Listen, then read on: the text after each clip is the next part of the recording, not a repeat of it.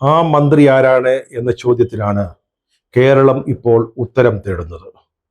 പ്രമാദമായ ഒരു കൊലക്കേസിലെ പ്രതിയായിരുന്ന സ്ത്രീയുടെ ശിക്ഷ ഇളവ് ചെയ്യാൻ മന്ത്രിസഭാ യോഗത്തിൽ സമ്മർദ്ദം ചെലുത്തിയ മന്ത്രി അതാരാണ്? കേരളത്തെ ഞെട്ടിച്ച ഒരു കൊലക്കേസായിരുന്നു ചെങ്ങന്നൂർ ചെറിയനാട് ഭാസ്കര കാരണവർ വധം. ആ കേസിലെ ഒന്നാം പ്രതിയായിരുന്ന ഷെറിന്റെ ജീവപര്യന്തം തടവ് ശിക്ഷ ഇപ്പോൾ ഇളവ് ചെയ്ത് മോചിപ്പിക്കാനാണ് കഴിഞ്ഞ ദിവസം ചേർന്ന സംസ്ഥാന മന്ത്രിസഭ തീരുമാനമെടുത്തത്. ഈ മന്ത്രിസഭയിലെ ഒരു അംഗത്തിന്റെ നിർബന്ധവും സമ്മർദ്ദവും മൂലമാണ് ശിക്ഷാ ഇളവിന് മന്ത്രിസഭ തീരുമാനമെടുത്തതെന്ന് പ്രധാന മാധ്യമങ്ങൾ റിപ്പോർട്ട് ചെയ്യുന്നു. മുഖ്യമന്ത്രിയുടെ ഓഫീസിലെ ഒരു ഉന്നതന്റെ സഹായവും അദ്ദേഹത്തിന് ലഭിച്ചിട്ടുണ്ട്. ആ ഉന്നതന്റെ ഇടപെടൽ കൂടാതെ ഇത്തരത്തിലുള്ള കേസുകൾ, ശിക്ഷാ ഇളവ് പോലെയുള്ള കാര്യങ്ങൾ മന്ത്രിസഭയുടെ പരിഗണനയ്ക്ക് കൊണ്ടുവരിക അസാധ്യമാണ്.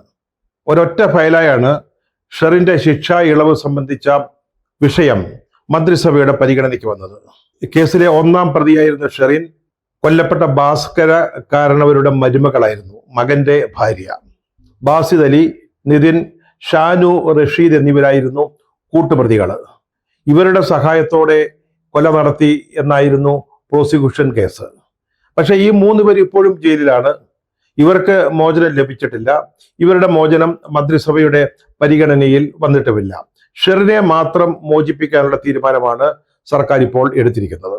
പ്രണയവും പകയും സാമ്പത്തിക താല്പര്യങ്ങളുമായിരുന്നു ഈ കൊലപാതകത്തിന്റെ പിന്നിൽ. ഭാസ്കര കാരണവരുടെ ഇളയ മകനായ ബിനു പീറ്ററിന്റെ ഭാര്യയായിരുന്നു ഷെറിൻ. ശാരീരിക വെല്ലുവിളികൾ നേരിടുന്ന ഒരാളായിരുന്നു ബിനു പീറ്റർ. അതുകൊണ്ട് ബിനുവിന്റെ ജീവിതം സുരക്ഷിതമാക്കുക എന്ന ഉദ്ദേശത്തോടെയാണ് മകനെ ഷെറിനെ കൊണ്ട് ഭാസ്കര കാരണവർ വിവാഹം കഴിപ്പിച്ചത്. പക്ഷേ വിവാഹശേഷം ഷെറിന് ചില സൗഹൃദങ്ങളും ബന്ധങ്ങളും ഒക്കെ ഉണ്ടായി. അത് ഭാസ്കര കാരണവർക്ക് ഒട്ടും ഇഷ്ടമായില്ല. അതുമാത്രമല്ല, അവർ നടത്തിയ ചില സാമ്പത്തിക ഇടപാടുകൾ അതും ഭാസ്കര കാരണവർക്ക് യോജിക്കാൻ പറ്റുന്നതായിരുന്നില്ല. ബിനുവിന്റെയും ഷെറിന്റെയും അവരുടെ മകളുടെയും പേരിൽ ഭാസ്കര കാരണവർ സ്വത്ത് രജിസ്റ്റർ ചെയ്തിരുന്നു. പക്ഷേ ഷെറിന്റെ ചില പ്രത്യേക സ്വഭാവങ്ങൾ കാരണം ഭാസ്കര കാരണവർ ആ ആധാരം അല്ലെങ്കിൽ ആ കരാറ് റദ്ദാക്കി. അതോടെ ഭാസ്കര കാരണവരുടെ സ്വത്ത് ലഭിക്കില്ല എന്ന ഒരു തോന്നലിൽ ഈ 3 സുഹൃത്തുക്കളുമായി ചേർന്ന് ഭാസ്കര കാരണവരെ കൊലപ്പെടുത്തി എന്നുള്ളതായിരുന്നു പ്രോസിക്യൂഷൻ കേസ്. 2009 നവംബർ 7-നാണ് നാടിനെ നടുക്കിയ ഈ കൊലപാതകം ഉണ്ടായത്. 2010 ജൂണിൽ മാവേലിക്കര അഡീഷണൽ സെഷൻസ് കോടതി ഈ കേസിൽ വിധി പറഞ്ഞു. ഒന്നാം പ്രതിയായ ഷെറിന് 3 ജീവപര്യന്തം ശിക്ഷയാണ് നൽകിയത്.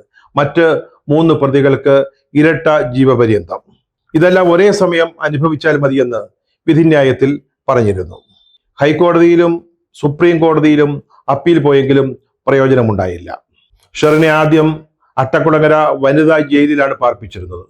പിന്നീട് അവരെ വിയ്യൂരിലേക്ക് മാറ്റി. അതിനുശേഷം അട്ടക്കുളങ്ങരയിലേക്ക് തിരികെ കൊണ്ടുവന്നു. ഇപ്പോൾ കണ്ണൂർ സെൻട്രൽ ജയിലിലാണ് അവരുള്ളത്. ഒരു നിശ്ചിത കാലാവധി പൂർത്തിയായി കഴിഞ്ഞാൽ തടവുകാർക്ക് ശിക്ഷാ ഇളവ് നൽകാം, അവരെ മോചിപ്പിക്കാമെന്ന് പഴയ CRPC 431 വകുപ്പിൽ പറയുന്നുണ്ട്. ഇപ്പോഴും ആ ചട്ടം ബാധകമാണ്. ഈ നിശ്ചിത കാലാവധി എന്നത് നമ്മൾ 14 വർഷം എന്നാണ് വ്യവസ്ഥ ചെയ്തിരിക്കുന്നത്. ഷെറിന്റെ തടവ് ശിക്ഷ 14 വർഷം പൂർത്തിയായി. ആ ഒരു സാഹചര്യത്തിൽ സ്ത്രീ എന്ന പ്രത്യേക പരിഗണന കൂടി നൽകിയാണ് കണ്ണൂർ ജയിൽ ഉപദേശക സമിതിയുടെ ശുപാർശ പ്രകാരം അവരുടെ ശിക്ഷയിൽ ഇളവ് നൽകുന്നതിന് മന്ത്രിസഭ ഇപ്പോൾ തീരുമാനിച്ചിരിക്കുന്നത്. അത് മാത്രമല്ല, അവരുടെ പ്രായപൂർത്തിയാവാത്ത ഒരു കുട്ടി ഒറ്റയ്ക്ക് പുറത്താണ് എന്ന ഒരു വാദവും അംഗീകരിച്ചു. അതും കൂടാതെ ഷെറിന്റെ ശിക്ഷാവിധിയിൽ ജീവപര്യന്തം തടവ് എന്നത് ജീവിതാവസാനം വരെയുള്ള തടവാണെന്ന് പ്രത്യേകമായി പറഞ്ഞിട്ടില്ല എന്നതും നിയമവകുപ്പ് ഈ ശിക്ഷ ഇളവിനുള്ള ഒരു ന്യായീകരണമായി ഇപ്പോൾ പറയുന്നുണ്ട്. സ്ത്രീ എന്ന പരിഗണന ഷെറിന് നൽകി എന്നാണ് പറയുന്നത്. എന്നാൽ ജീവപര്യന്തം തടവിന് ശിക്ഷിക്കപ്പെട്ട് 14 വർഷം പൂർത്തിയാക്കിയ ധാരാളം സ്ത്രീ തടവുകാർ ഇന്ന് കേരളത്തിലെ ജയിലുകളിലുണ്ട്. അവരുടെയൊക്കെ മക്കള് പുറത്തുണ്ട്. അത് മാത്രമല്ല, 28 വർഷം ജയിലിൽ കഴിയുന്ന, തുടർച്ചയായി കഴിയുന്ന തടവുകാരും കേരളത്തിലുണ്ട്. ഈ സാഹചര്യത്തിൽ എന്തുകൊണ്ടാണ് ഷെറിന് പ്രത്യേക പരിഗണന ലഭിച്ചത് എന്നാണ് ഇവിടെ പ്രധാന ചോദ്യ വിഷയം ആയിരിക്കുന്നത്.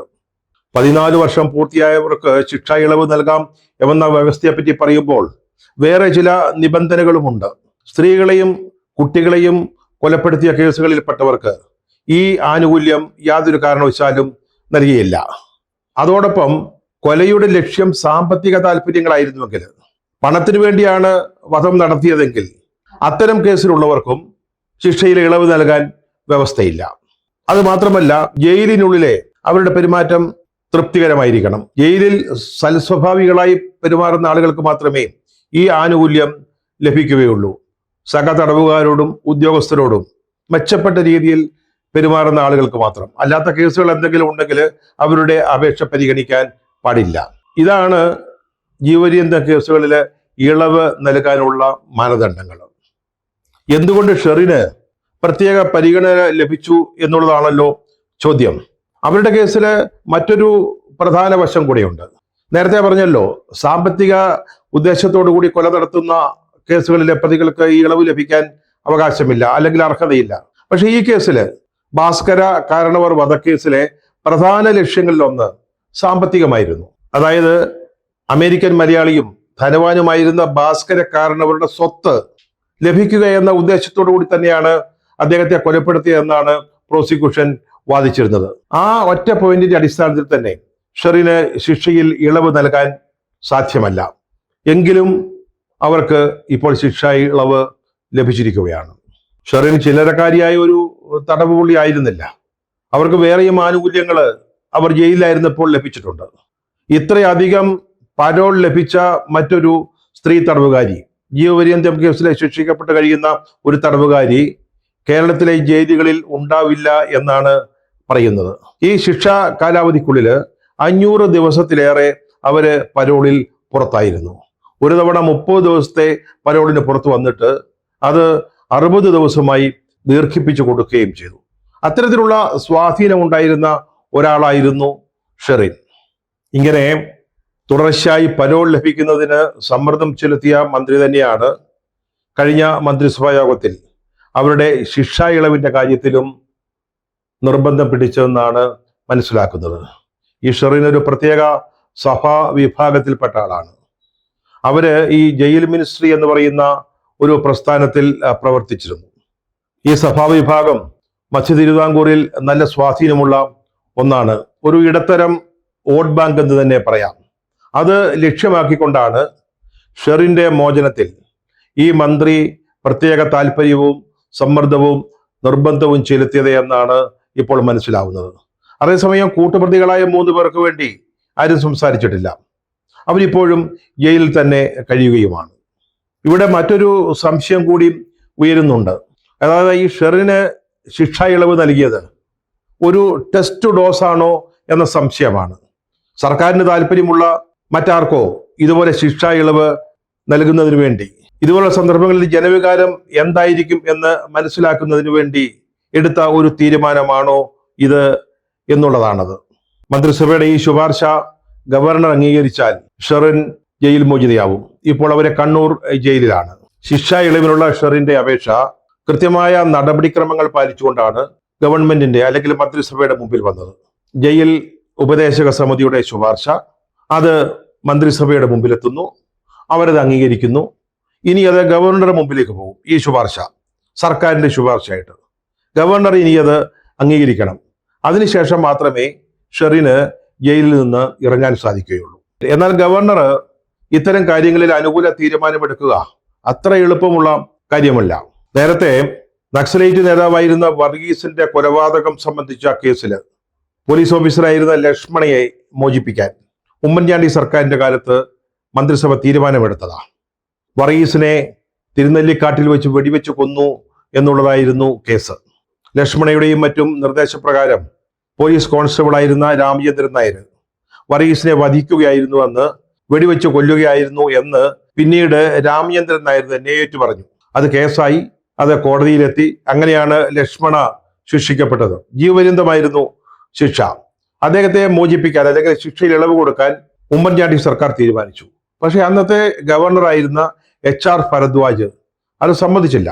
75 വയസ്സ് പൂർത്തിയായി, അതുമാത്രമല്ല ശാരീരിക അവശതകളുണ്ട് മുതലായ കാരണങ്ങൾ പറഞ്ഞാണ് ശിക്ഷ ഇളവ് ചെയ്യാൻ സർക്കാർ തീരുമാനിച്ചത്.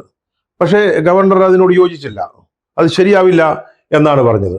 പിന്നീട് നിഖിൽ കുമാർ ഗവർണറായി വന്നതിന് ശേഷമാണ് മന്ത്രിസഭയുടെ ഈ ശുപാർശ അദ്ദേഹം അംഗീകരിച്ചത്.